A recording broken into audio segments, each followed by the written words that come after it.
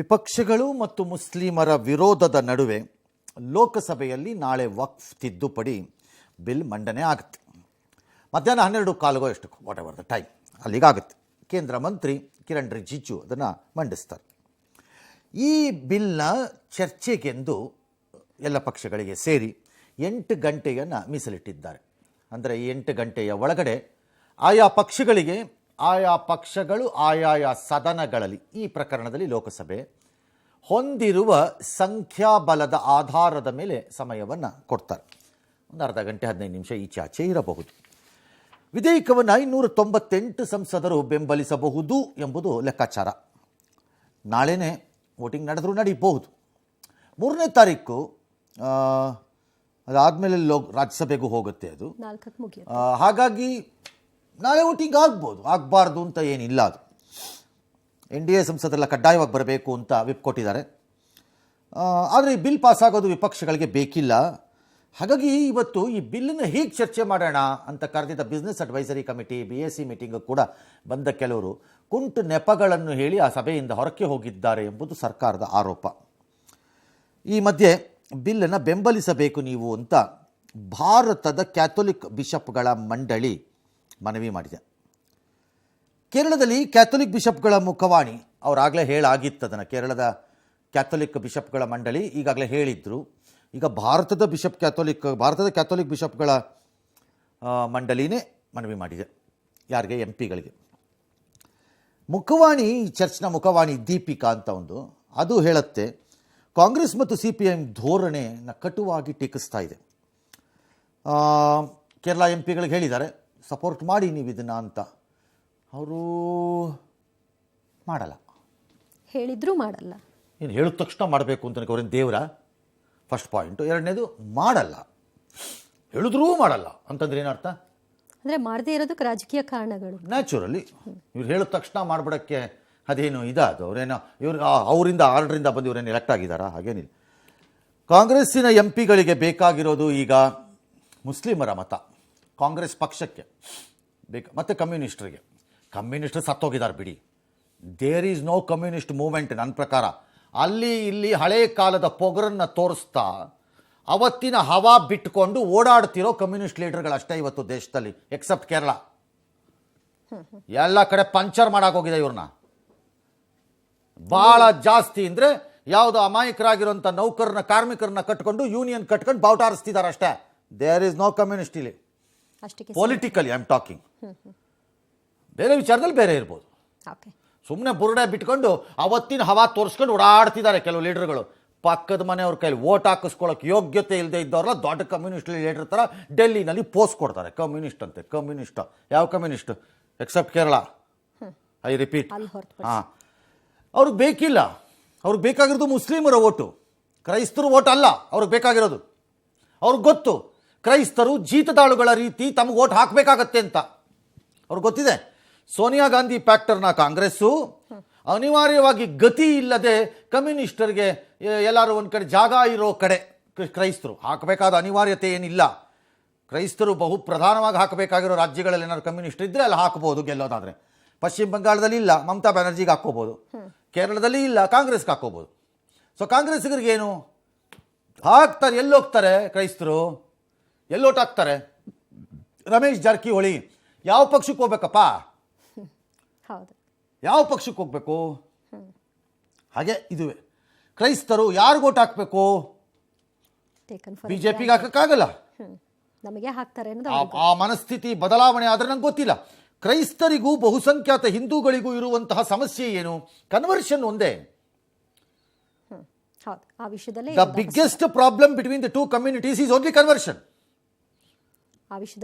ಅಷ್ಟೇ. Conversion issue ಎರಡೂ ಕಮ್ಯುನಿಟಿಗಳ ಮಧ್ಯೆ ರಿಸಾಲ್ವ್ ಆಗೋದಾದರೆ I don't think there is a much problem ಅದರಲ್ಲಿ.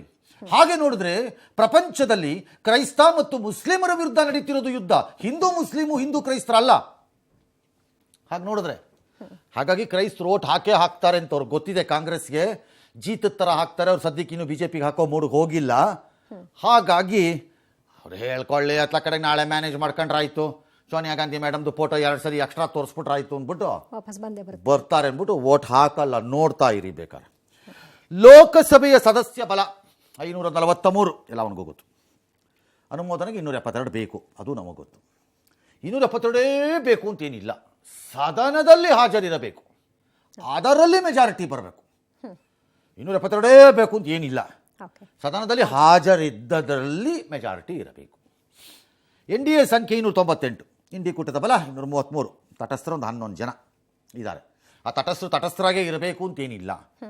ಬಿಲ್ ಬಂದಾಗ ಅವ್ರಿಗೆ ಒಪ್ಪಿಗೆ ಆದರೆ ಹಾಕ್ಬೋದು ಅಥವಾ ಹಾಕದೇ ಇರಬಹುದು. ಬಿಲ್ ಪರ BJP ಒಂದು 240, TDP 16, JDU 12, Shinde Shiv Sena 7, LJP 5, ಅಪನಾದಳ್ 1. ಇವರಿಷ್ಟು ಜನ ಗುರುತಿಸ್ಕೊಂಬಿಟ್ಟಿದ್ದಾರೆ ಈಗ ಹೆಚ್ಚು ಕಡಿಮೆ. ಎಕ್ಸೆಪ್ಟ್ ಒಂಚೂರು JDU ಏನೋ ಕನ್ಫ್ಯೂಷನ್ ಇದ್ದಂಗಿದೆ ಅವ್ರಿಗೆ. TDP ಇಲ್ಲ, ಅವ್ರು ಕೊಟ್ಟಿದ್ದ ಅಮೆಂಡ್ಮೆಂಟ್ಸನ್ನು ಒಪ್ಪದಂಗಿದೆ, ಹಂಗಾಗಿ ಅದೇನು ದೊಡ್ಡ ಸಮಸ್ಯೆ ಆಗಲಿಕ್ಕಿಲ್ಲ. ಮತ್ತು TDP ಮತ್ತು JDU ಒಂದನ್ನು ಅರ್ಥ ಮಾಡ್ಕೋಬೇಕು. ನೀವು ಈ ಬಿಲ್ಲಿಗೆ ಓಟ್ ಹಾಕಲಿಲ್ಲ ಅಂದ ಕಾರಣಕ್ಕೆ ನಾಳೆ ನೀವು NDAನಲ್ಲಿ ಮುಂದುವರಿದರೆ BJPಯ ಸಹ್ಯದೊಂದಿಗೆ, ನಾಳೆ ನಿಮ್ಮ ರಾಜ್ಯಗಳಲ್ಲಿ ನಡೆಯುವ ಚುನಾವಣೆಯಲ್ಲಿ ಮುಸ್ಲಿಮರು ನಿಮಗೆ ಮತ ಹಾಕ್ತಾರೆ ಅಂತ ಏನಾದರೂ ನಿಮಗೆ ಬಂದಿದ್ರೆ ಅದು ಅದರಂಥ ದೊಡ್ಡ ಭ್ರಮೆ, ಧೋಕ ಇನ್ನೊಂದಿಲ್ಲ. ಹಾಕಲ್ಲ. ಈ ಬಿಲ್ಲಲ್ಲಿ ಬೇಕಾದ್ರೆ ನೀವು ಅವ್ರ ಪರವಾಗಿ ಓಟ್ ಹಾಕ್ಸಿಸ್ಕೋತಾರೆ, ಬಟ್ ಮತವನ್ನು ನಿಮಗೆ ಅವ್ರು ಹಾಕಲ್ಲ. ಹಾಗಾಗಿ ಈ ವಕ್ಫ್ ಬಿಲ್ಗೆ ನೀವು ಸಪೋರ್ಟ್ ಮಾಡಿದ್ರೂ ಅವ್ರು ನಿಮ್ಗೆ ಓಟ್ ಹಾಕಲ್ಲ, ನೀವು ಮಾಡದೇ ಇದ್ರೂ ನಿಮ್ಗೆ ಅವ್ರು ಓಟ್ ಹಾಕಲ್ಲ. ಅವ್ರು ಹಾಕಲ್ಲ, ಗ್ಯಾರಂಟಿ ಬರೆದಿಟ್ಕೊಳ್ಳಿ. ಒಂದು ವೇಳೆ ನೀವು NDA ಸಖ್ಯವನ್ನು ಬಿಟ್ಟು BJPಯನ್ನು ಬಿಟ್ಟು ಸಪರೇಟ್ ಇದ್ರೆ ಹಾಕಬಹುದು.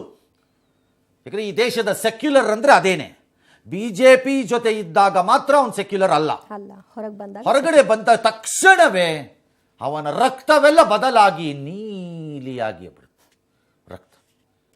ಹಾಗಾಗಿ ಅದು ಆಯಾ ಪಕ್ಷಗಳು ತೆಗೆದುಕೊಳ್ಳಬೇಕಾದ ನಿರ್ಧಾರ.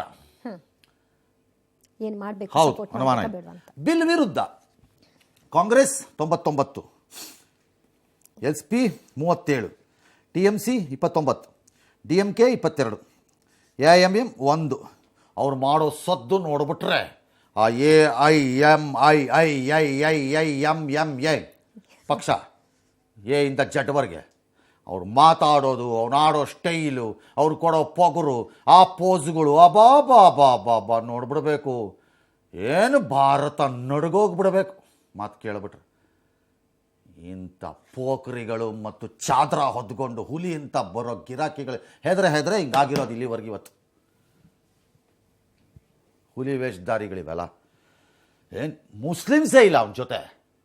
ಅವ್ನು ಮಾತಾಡೋದು ನೋಡ್ಬಿಡ್ಬೇಕಪ್ಪ. ಅಯ್ಯಪ್ಪ.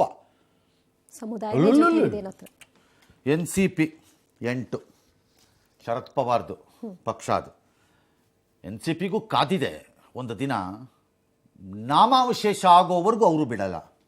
ಆ ಹಠಕ್ಕೆ ಅವ್ರು ಬಿದ್ರೋಹ ಕಾಣಿಸ್ತಿದೆ. ಸರಿ, ಇವತ್ತಿನ ಆಸ್ತಿಗಳೇನಿದೆ, ಬೇಕಾದಷ್ಟು ಆಸ್ತಿಗಳನ್ನು ರಾಂಗ್ಫುಲಿ ಕ್ಲೈಮ್ ಆಗಿದೆ, ಬಾಯಿಗೆ ಬಂದಂಗೆ ಬರ್ಕೊಂಡಿದ್ದಾರೆ, ಅವ್ರು ಇಷ್ಟ ಬಂದಂಗೆ ಮಾಡ್ಕೊಂಡು ಹೋಗಿದ್ದಾರೆ, ಎಲ್ಲ ಮಾಡಿದ್ದಾರೆ.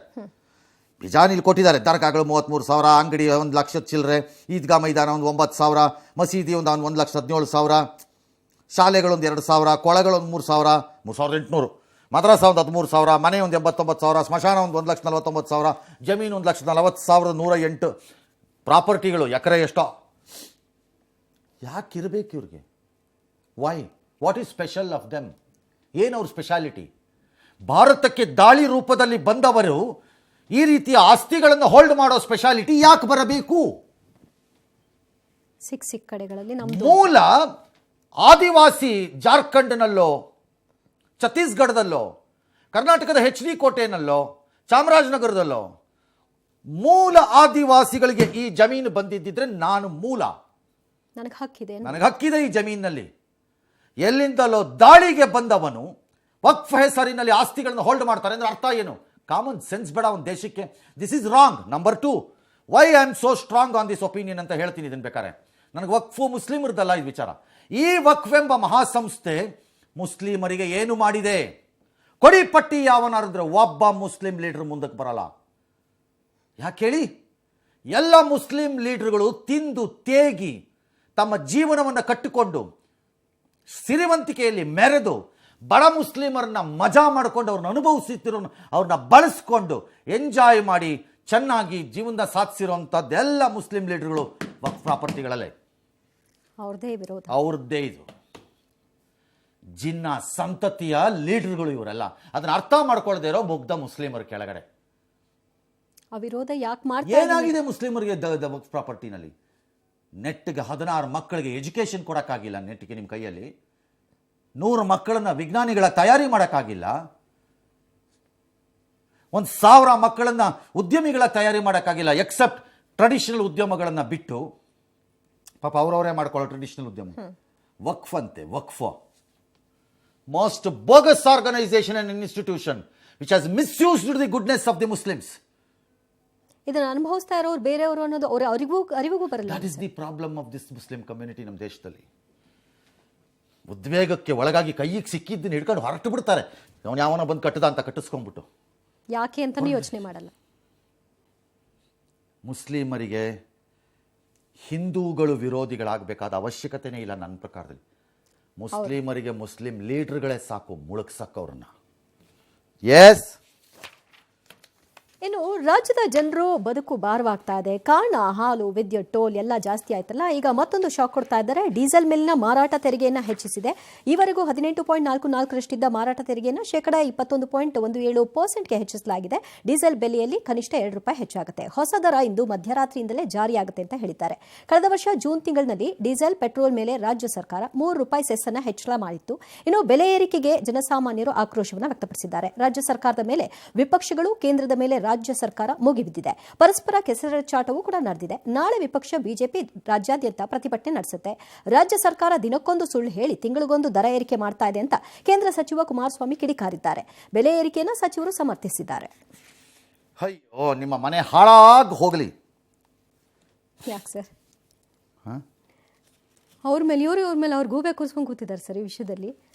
ಬೆಲೆ ಅನ್ನ ತಿನ್ನೋರಾದರೆ ಕಾಮನ್ ಸೆನ್ಸು, ಲಾಜಿಕ್ಕು, ನಾನು ಮಾಡ್ತಿರೋ ಹಲ್ಕಟ್ಟು ಕೆಲಸಗಳು ಏನು ಅನ್ನೋದ್ರ ಅರಿವು ಇರುತ್ತೆ. ಅನ್ನ ತಿನ್ನೋ ದೇಹಕ್ಕಿರುತ್ತೆ.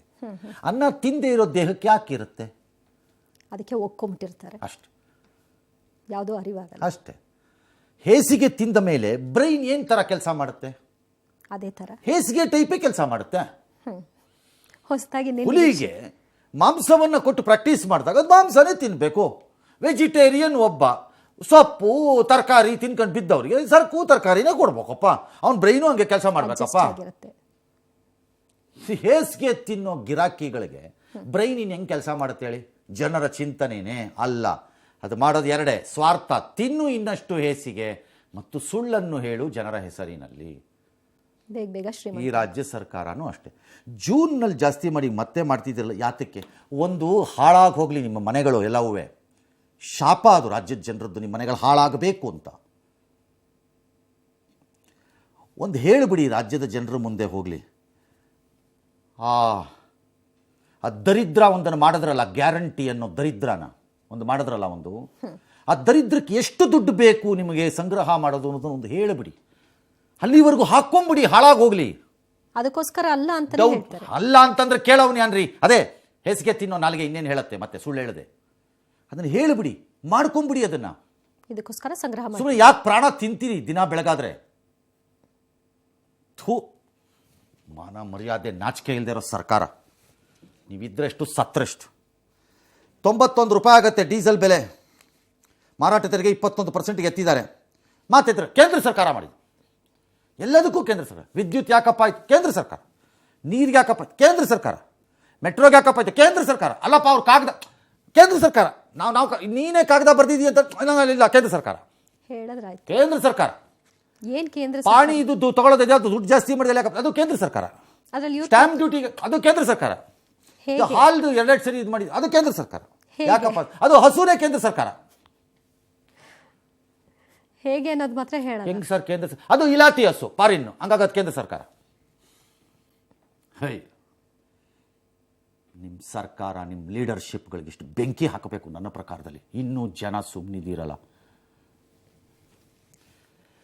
ಇನ್ನು ಪ್ರತಿಪಕ್ಷಗಳು ಆಮೇಲೆ ಕೆಸರ ಚಾಟ, ಆಮೇಲೆ ಸ್ಟ್ಯಾಂಡರ್ಡ್ ಇದು ಬೇರೆ ರಾಜ್ಯಕ್ಕಿಂತ ಕಡಿಮೆ ಇದೆ. ಇನ್ನೊಂದು ಅವ್ರ ಟೈಮಲ್ಲಿ ಆಗಿಲ್ವಾ? ಇಷ್ಟು ಮಾತ್ರ ಕಟ್ಟಕ್ಕಾಗಲ್ವಾ? ಅವ್ರ ಟೈಮಲ್ಲಿ ಆಗಿಲ್ವಾ ಅಂತ. ಇನ್ನೊಂದು ಅವ್ರ ಕಾಲದಲ್ಲಿ ಆಗಿಲ್ವಾ? ಬೆಲೆ ಏರಿಕೆ ಬಗ್ಗೆ ಈಗಾಗಲೂ ಮಾತಾಡ್ತಿದಾರಲ್ಲ, ಸಂತೋಷ ಅಂತ. ನಿಮ್ಮ ಲೇವಡಿಗೆ ಮನೆ ಹಾಳಾಯ್ತು, ನಿಮ್ಮ ಲೇವಡಿ ಇಟ್ಕೊಂಡು ಬ್ಯಾಮ್ ಇಟ್ಕೊಂಡು ಕೂತ್ಕೊಳ್ರಿ ಮಂತ್ರಿಗಳು. ಲೇವಡಿ ಅಂತೆ ಲೇವಡಿ. ಸೀರಿಯಸ್ ಆಗಿ ಕೇಳ್ತಾ ಇದ್ರೆ ಸಂತೋಷ, ನಮಗೂ ಸಂತೋಷ, ನಮಗೂ ದುಃಖ ಆಗೋದು ಯಾವತ್ತು ಅಂತ ಕಾಯ್ತಾ ಇದ್ದೀವಿ. ನೀವು ಖಾಲಿ ಮಾಡೋ ದಿನ ನಮ್ಗೆ ಆ ದುಃಖ ಬೇಕು. ಸುಮ್ಮನೆ ಕೂತ್ಕೊಂಡು ದುಡ್ಡಿದೆ ಅಂದ್ಬಿಟ್ಟು ಮಾತಾಡಬೇಡಿ ಬಾಯಿಗೆ ಬಂದಂಗೆಲ್ಲ. ನಿಮ್ಮ ತಂದೆ ಕಾಲದಿಂದ, ನಿಮ್ಮ ಮುತ್ತಾತನ ಕಾಲದಿಂದ ದುಡ್ಡು ಮಾಡಿರ್ಬೋದು ನೀವುಗಳೆಲ್ಲ. ಇನ್ನೇನಾಗತ್ತೆ ನಿಮ್ಗಳಿಗೆ? ರೋಗ ತಿಂದು ಎಸ್. ಇಡೀ ಜಗತ್ತು ಭಯ ಆತಂಕದಿಂದ ಎದುರು ನೋಡ್ತಾ ಇರುವ ಕ್ಷಣಕ್ಕೆ ಕೌಂಟ್ಡೌನ್ ಶುರುವಾಗಿದೆ. ಭಾರತ ಸೇರಿ ಪ್ರಮುಖ ವಾಣಿಜ್ಯ ಪಾಲುದಾರ ದೇಶಗಳ ಮೇಲೆ ಪ್ರತೀಕಾರ ಸುಂಕ ವಿಧಿಸಲು ಅಮೆರಿಕ ಸಜ್ಜಾಗಿದೆ. ಈ ಬಗ್ಗೆ ನಾಳೆ ಅಂತಿಮ ನಿರ್ಣಯವನ್ನು ಟ್ರಂಪ್ ಪ್ರಕಟ ಮಾಡ್ತಾರೆ. ಇದರಲ್ಲಿ ಯಾವುದೇ ರಿಯಾಯಿತಿಗಳು ಇರಲ್ಲ, ಇದು ಎಲ್ರಿಗೂ ಸಮಾನವಾಗಿ ಇರುತ್ತೆ ಅಂತ ಟ್ರಂಪ್ ಈಗಾಗಲೇ ಹೇಳಿದ್ದಾಗಿದೆ. ಪರಸ್ಪರ ಸುಂಕದ ಗಡುವಿಗೆ ಮೊದಲೇ ಭಾರತವು ಅಮೆರಿಕದ ಉತ್ಪನ್ನಗಳ ಮೇಲಿನ ಸುಂಕವನ್ನು ಗಣನೀಯವಾಗಿ ಕಡಿತಗೊಳಿಸಲು ನಿರ್ಧರಿಸಿದೆ ಅಂತ ಟ್ರಂಪ್ ಹೇಳಿದ್ದಾರೆ. ಇನ್ನು ಅಮೆರಿಕ ಉತ್ಪನ್ನಗಳ ಮೇಲೆ 100% ಸುಂಕ ವಿಧಿಸಿರುವ ಭಾರತ ಸೇರಿ ಇತರೆ ದೇಶಗಳ ಮೇಲೆ ಪ್ರತೀಕಾರ ಸುಂಕವನ್ನು ವಿಧಿಸಲು ಸರಿಯಾದಂತಹ ಸಮಯ ಇದು ಅಮೆರಿಕ ಪಾಲಿಗೆ ಗೇಮ್ ಚೇಂಜರ್ ಅಂತ ಶ್ವೇತಭವನದ ಮಾಧ್ಯಮ ಕಾರ್ಯದರ್ಶಿ ತಿಳಿಸಿದ್ದಾರೆ. ಟ್ರಂಪ್ ಟಾರಿಫ್ ಭಯದಿಂದಾಗಿ ಭಾರತೀಯ ಷೇರುಪೇಟೆ ಭಾರಿ ನಷ್ಟವನ್ನು ಹೊಂದಿದೆ. ಬಿಎಸ್ಸಿ ಸೆನ್ಸೆಕ್ಸ್ 1390, ನಿಫ್ಟಿ 353 ಅಂಶ ಕುಸಿದಿದೆ. ಅಂದ ಹಾಗೆ ಅಮೆರಿಕ ಟಾರಿಫ್ ಭಾರತದ ಮೇಲೆ ಪ್ರಭಾವ ಏನು ಅನ್ನೋದನ್ನ ನೋಡೋಣ. ಸೆನ್ಸೆಕ್ಸ್ ನಿಫ್ಟಿ ಬಿದ್ದರೆ ದೊಡ್ಡದಿದಲ್ಲ, ಒಂದಿನದ ಮಾರ್ಕೆಟ್ ಲಾಸ್ ಆಗತ್ತೆ. ಸ್ವಲ್ಪ ಹೆಚ್ಚು ಕಡಿಮೆ ಆದರೆ ರಿಕವರಿ ಆಗ್ಬೋದು. ಸ್ವಲ್ಪ ಪೇಷನ್ಸ್ ಇರೋರು ತಡ್ಕೋತಾರೆ. ಪೇಷನ್ಸ್ ಇಲ್ಲದೆ ಇಂಟ್ರಾಡೇ ಆಟ ಆಡೋರಿಗೆ ಸ್ವಲ್ಪ ಏಟು ಬೀಳ್ಬೋದೇನೋ. ಲಾಂಗ್ ಟರ್ಮ್ ಇನ್ವೆಸ್ಟ್ಮೆಂಟಲ್ಲಿ ಕೂತ್ಕೊಂಡು ಲಾಂಗ್ ಟರ್ಮ್ ಗೇನ್ಸ್ಗೆ ಭಾಳ ತಾಳ್ಮೆಯಿಂದ ಕೂತ್ಕೊಳ್ಳೋರಿಗೆ ಆ ಬೀಳೋದು ಹೇಳೋದು ಅಷ್ಟು ದೊಡ್ಡ ಸಮಸ್ಯೆ ಮಾಡಲಿಕ್ಕಿಲ್ಲ. ಇನ್ನು ಅಮೆರಿಕದ ಉತ್ಪನ್ನಗಳಿಗೆ ಭಾರತದಿಂದ ಸರಾಸರಿ 7.7% ಅಷ್ಟು ಟ್ಯಾರಿಫ್ ಇದೆ ಅಂತಿದೆ. ಒಂದು ಉತ್ಪನ್ನಕ್ಕೆ 1,100 ಇರ್ಬೋದು, ಈ ಪೆನ್ನಿಗೆ 36% ಇರ್ಬೋದು, ಈ ಕ್ಯಾಪ್ಗೆ 22% ಇರ್ಬೋದು, ಈ ಗ್ಲಾಸ್ಗೆ 6% ಇರ್ಬೋದು. ಎಲ್ಲದಕ್ಕೂ ಒಂದೇ ಅಲ್ಲ. ಹಾಗಾಗಿ ಸರಾಸರಿ ಬಂದಾಗ 7.25%, 7.7% ಅಷ್ಟು ಟ್ಯಾರಿಫು ನಮ್ಮಿಂದ ಬೀಳ್ತಿದೆ. ಯಾರಿಗೆ? ಅಮೆರಿಕದ ಉತ್ಪನ್ನಗಳಿಗೆ ಭಾರತ ಅಂದರೆ ಅಮೆರಿಕದವ್ರು ನಮ್ಮ ಹತ್ರಕ್ಕೆ ಕಳಿಸಿದಾಗ ನಾವು ಅಷ್ಟು ಹಾಕ್ತಾ ಇದ್ದೀವಿ. ಸದ್ಯ ಭಾರತದ ಉತ್ಪನ್ನಗಳಿಗೆ ಅಮೆರಿಕದವ್ರು 2.8% ಹಾಕ್ತಿದ್ದಾರೆ. ಸೇಮ್ ಅದೇ ಥರ ನಾವು ಕಳಿಸೋದು ಏನೇ ಇರ್ಬೋದು, ಸರಾಸರಿ ತೊಗೊಂಡಾಗ. ಅಂದರೆ ರೆಸಿಪ್ರೋಕಲ್ ಟ್ಯಾಕ್ಸ್ ಅಂದರೆ ನೀನು ಏನನ್ನು ಮಾಡುತ್ತೀಯೋ ಅದನ್ನೇ ನಾನು ಮಾಡುತ್ತೇನೆ ಅಷ್ಟೇ. ಕನ್ನಡಿಯಲ್ಲಿ ಮುಖ ನೋಡಿಕೊಂಡಂತೆ ಅಷ್ಟೇ, ಬಿಂಬ ಇದ್ದಂಗಿದು. ಆ ಲೆಕ್ಕಾಚಾರದ ಆಧಾರದಲ್ಲಿ ಅಮೆರಿಕ ಸರಾಸರಿ 7.7% ಟ್ಯಾಕ್ಸಿಗೆ ನಾವೇನು ಹಾಕ್ತಿದ್ದೀವಿ ಅದನ್ನು ಅವ್ರು ನಮ್ಮ ಮೇಲೆ ಹಾಕೋದಾದರೆ ನಮಗೆ ನಿಜವಾದ ವ್ಯತ್ಯಾಸ ಒಂದು 5%, 4.9, 5% ಬಂದು ಕೂತ್ಕೊಳ್ಳುತ್ತೆ. ಇದು ಭಾರತಕ್ಕಿರುವ ಒಟ್ಟು ವ್ಯಾಪಾರದ ಗಾತ್ರಕ್ಕೆ ಅಮೆರಿಕಾ ಭಾರತ ಇದು ಅಂತೆಲ್ಲ ಅನ್ಕತಿದ್ದೀರಿ ಅಷ್ಟೇ. ಭಾರತ 100 ಬಿಲಿಯನ್ ಮೇಲಿರೋ ವ್ಯಾಪಾರ ವ್ಯವಹಾರ ಮಾಡ್ತಿರೋ ದೇಶವೇ ಅಲ್ಲ ಅಮೆರಿಕ ಜೊತೆ. 100 ಬಿಲಿಯನ್ ಕೆಳಗಡೆ ಇರೋರು ನಾವು. 100 ಬಿಲಿಯನ್ನೂ ಇಲ್ಲ ನಮ್ಮ ಹತ್ರ. ಬಹಳ ಕಡಿಮೆ ನಮ್ಮದು. 60 ಚಿಲ್ಲರೆ ಬಿಲಿಯನ್ ಏನೋ ಇರಬೇಕಷ್ಟೇ ನಮ್ಮದು. ಬಹಳ ಕಡಿಮೆ, ನಮ್ದೇನು ತುಂಬ ಇಲ್ಲ. ಹೈಯೆಸ್ಟು ಕೆನಡಾ, ಚೀನಾ, ಮೆಕ್ಸಿಕೋ, ವಿಯೆಟ್ನಾಮ್ಗಿದೆ 200 ಚಿಲ್ಡ್ರನೋ 300 ಚಿಲ್ಡ್ರನ್ 400 ಚಿಲ್ಡ್ರನೋ ಇದೆ ಬಿಲಿಯನ್ಸ್ ಆಫ್ ಡಾಲರ್ಸ್ ಬಿಸ್ನೆಸ್ ಅವ್ರ ಜೊತೆ. ಟ್ರೇಡ್ ಡೆಫಿಸಿಟ್, ಬಿಸ್ನೆಸ್ ಎಲ್ಲ ಹೇಳ್ತಿರೋದು ಟ್ರೇಡ್ ಡೆಫಿಸಿಟ್ ಹೇಳ್ತಿರೋದು ನಾನು. ನಮಗೂ ಭಾರತಕ್ಕೂ ಟ್ರೇಡ್ ಡೆಫಿಸಿಟ್ ಇದೆ, ಅಮೆರಿಕಕ್ಕೆ ಇಲ್ಲ ಅಂತಲ್ಲ. ಅಂದರೆ ನಾವು ಹೆಚ್ಚು ಕಳಿಸ್ತೀವಿ, ಅವ್ರು ಕಡಿಮೆ ಕಳಿಸ್ತಾರೆ ಆ ಲೆಕ್ಕಾಚಾರದ. ನಾವು ಅಷ್ಟರಲ್ಲೂ ಇಲ್ಲದೆ ಇರೋರು. ಹಾಗಾಗಿ ನಾವು ಇದನ್ನು ನಿಭಾಯಿಸಬೇಕು ಅನ್ನೋದು ಬಹು ಜನರ ಪಂಡಿತರ ಲೆಕ್ಕಾಚಾರ. ನಮಗೆ ನಿಭಾಯಿಸ್ಲಿಕ್ಕೆ ಕಷ್ಟ ಆಗಬಾರ್ದಿದು. ಬೇರೆ ಪ್ರತಿಕಾರ ಸುಂಕ ಹಾಕಿದ್ರೆ ಕಷ್ಟ ಅಂತ ಇದ್ದಾರೆ. ಬೇರೆ ಪ್ರತಿಕಾರ ಸುಂಕವನ್ನು ನಮ್ಮ ಮೇಲೆ ಹಾಕಬೇಕಾದ ಅವಶ್ಯಕತೆ ಸದ್ಯಕ್ಕಿಲ್ಲ. ಬರಬಹುದು. ರಷ್ಯಾದಿಂದ ಆಯಿಲ್ ತಗೋತೀವಿ ಅಂತನೋ, ಇರಾನಿಂದ ಆಯಿಲ್ ತಗೋತೀವಿ ಅಂತನೋ ನಾಳೆ, ಅಥವಾ ವೆನೆಜುಲಾಯಿಂದ ಆಯಿಲ್ ತಗೋತೀವಿ ಅಂತನೋ ಈ ರೀತಿ ಬರಬಹುದು. ಸೆಕೆಂಡರಿ ಟ್ಯಾರಿಫ್ಸ್ ಬರ್ಬೋದು, ಬಟ್ ಇಲ್ಲಿವರೆಗೂ ಇಲ್ಲ. ಹಾಗಾಗಿ ನೋಡಬೇಕು. ಅಲ್ಲೇ ಅವರ ಸಂಬಂಧ ಏನಾದ್ರು ಸ್ವಲ್ಪ ಕೆಲಸ ಮಾಡಿ ಸುಧಾರಿಸ್ಕೊಡ್ಬೇಕು. ಆ ಡೌಟು ನನಗೆ ಕಚ್ಚಾ ತೈಲದ್ದು. ನೋಡೋಣ ಅದೇನಾಗತ್ತೆ ಅಂತ. ಒಂದಂತೂ ನಿಜ, ಪ್ರಪಂಚದಲ್ಲಿ ಯಾರಿಗೂ ಗೊತ್ತಿಲ್ಲ ಇದು ಹೇಗಾಗತ್ತೆ. ನಾಳೆ ಅನಾವರಣವಾಗತ್ತೆ. ದೇಶದಿಂದ ದೇಶಕ್ಕೆ ಇದನ್ನು ಪ್ರಕಟ ಮಾಡ್ತಾರೋ, ಒಟ್ಟಾರೆ ನೀತಿಯಾಗಿ ಪ್ರಕಟ ಮಾಡ್ತಾರೋ, ಗೊತ್ತಿಲ್ಲ, except Mexico and Canada which already has and China which already has 25% of additional tariffs on auto ಪಾರ್ಟ್ಸಲ್ಲಿ ಮತ್ತು ಆಟೋ ಇದರಲ್ಲಿ ಇರೋದು ಬಂದು ಬಿದ್ದಾಗೋಗಿದೆ ಅವ್ರ ತಲೆ ಮೇಲೆ ಆಗಲೇ ಸ್ಟೀಲ್ ಆ್ಯಂಡ್ ಅದರ್ ಪ್ರಾಡಕ್ಟ್ಸ್ಗೆ. ಹಾಗಾಗಿ ಈಗ ಹೇಗೆ ಬೀಳತ್ತಿದು ಯಾರ್ಯಾರ ತಲೆ ಮೇಲೆ ಅನ್ನೋದು ಇನ್ನೂ ಐಡಿಯಾ ಇದ್ದಂಗಿಲ್ಲ ಯಾರಿಗೂ. ನಾಳೆ ಏನಾದ್ರು ವೈಟ್ ಹೌಸಲ್ಲಿ ದೊಡ್ಡ ಕಾರ್ಯಕ್ರಮದ ಥರ ಮಾಡಿದನ್ನೆಲ್ಲ ಅನೌನ್ಸ್ ಮಾಡ್ತಾರಂತೆ. ಅದೇನು ಐಟಮ್ ವೈಸ್ ಮಾಡ್ತಾರೋ, ದೇಶವಾರು ಐಟಮ್ ವೈಸ್ ಮಾಡ್ತಾರೋ, ನೋ ಐಡಿಯಾ ಯಾರಿಗೂ ಇದ್ರದ್ದು. ಸೊ ಇದು ಮಾಡಿದ ಮೇಲೆ we will have to see ನಾವೇನು ಮಾಡಬೇಕು ಮಾಡಬಾರ್ದು ಪರಿಣಾಮಗಳು. ಏಪ್ರಿಲ್ ಕೊನೆಯ ಹೊತ್ತಿಗೆ ಬಿಜೆಪಿ ರಾಷ್ಟ್ರೀಯ ಅಧ್ಯಕ್ಷ ನೇಮಕವಾಗುವ ಸಾಧ್ಯತೆ ಹೆಚ್ಚಿದೆ. ಸಂಸತ್ ಅಧಿವೇಶನ ಮುಗಿದ ಬೆನ್ನಲ್ಲೇ ಹೊಸ ಅಧ್ಯಕ್ಷರ ಆಯ್ಕೆಗೆ ಸಂಬಂಧಿಸಿ ಚುನಾವಣೆ ಪ್ರಕ್ರಿಯೆಗಳು ಶುರುವಾಗಲಿದೆ.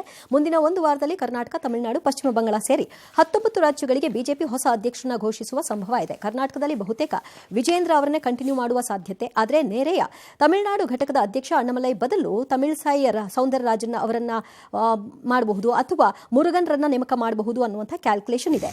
ಮೈತ್ರಿ ಬೇಕಿದ್ದಲ್ಲಿ ಅಧ್ಯಕ್ಷ ಸ್ಥಾನದಿಂದ ಅಣ್ಣಾಮಲೈಯನ್ನ ಇಳಿಸಬೇಕು ಅನ್ನೋದು ಪಳನಿಸ್ವಾಮಿ ಅವರ ಪಟ್ಟಾಗಿತ್ತು. ಹಾಗಾಗಿ ಹೈಕಮಾಂಡ್ ಕೂಡ ಮನಸ್ಸು ಮಾಡಿದೆಯಂತೆ.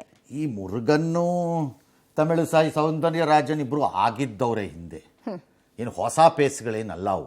ನಿಭಾಯಿಸಿದ್ದಾರೆ. ಏನ್ ನಿಭಾಯಿಸಿದಾರಂತೆ?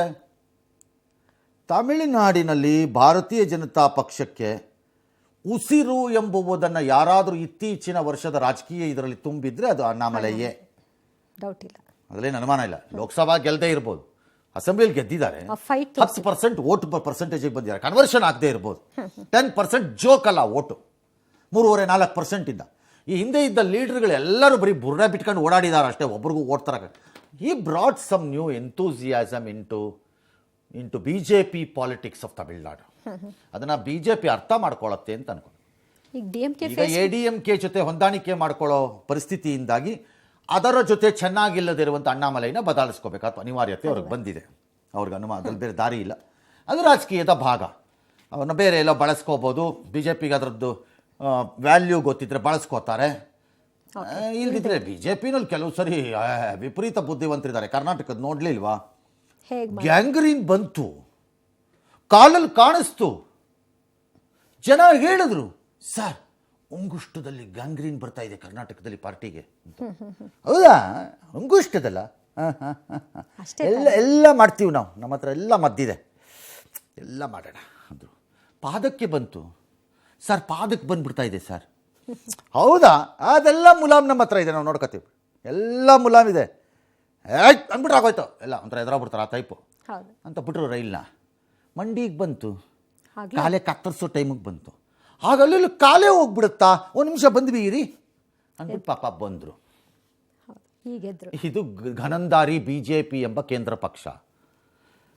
ಆ ಟೈಪ್ ದಿಮಾಕು ಕೊಬ್ಬಲ್ ಮೆರೆದ್ರೆ ತಮಿಳ್ನಾಡಲ್ಲಿ ಇನ್ನೊಂದು ಸರಿ ನೀವು ತಲೆ ಎತ್ತಲ್ಲ, ಬರೆದಿಟ್ಕೊಳ್ಳಿ. ನೋಯಿಂಗ್ ತಮಿಳ್ನಾಡು ಪಾಲಿಟಿಕ್ಸ್ ನಾವು ಹೇಳ್ತೀವಿ ಬೇಕಾದ್ರೆ, ಇದನ್ನು ಗೊತ್ತಿದೆ ನಮಗೆ. ತಮಿಳ್ನಾಡು ಪಾಲಿಟಿಕ್ಸ್ ನಮಗೂ ಚೆನ್ನಾಗಿದೆ, ವಿ ನೋ ಇಟ್. ತಲೆ ಎತ್ತಲ್ಲ ನೀವು ಇನ್ನೊಂದು ಸರ್ತಿ. ಅಸೆಂಬ್ಲಿ ಬೇಡ, ಕಾರ್ಪೊರೇಷನಲ್ಲಿ ಗೆಲ್ಲಲ್ಲ ನೀವು. ಮೋದಿ 100 ಸರಿ ಕರ್ಕೊಂಡೋಗಿ ಪಂಚೆ ಕಟ್ಟಿಸ್ಬಿಟ್ಟು, ಶಲ್ಯ ಹಾಕಿಸ್ಬಿಟ್ಟು, ರಾಮನಾಥಪುರಂಗೂ ಮಧುರೈ ಕಾಮಾಕ್ಷಿ ಮೀನಾಕ್ಷಿ ದೇವಸ್ಥಾನಕ್ಕೂ ಕರ್ಕೊಂಡೋಗ್ರಿ 100 ಸರಿ ಬೇಕಾರೆ. ಓಟ್ ಬಿದ್ರೆ ಕೇಳ್ರಿ. ಸುಲಭ.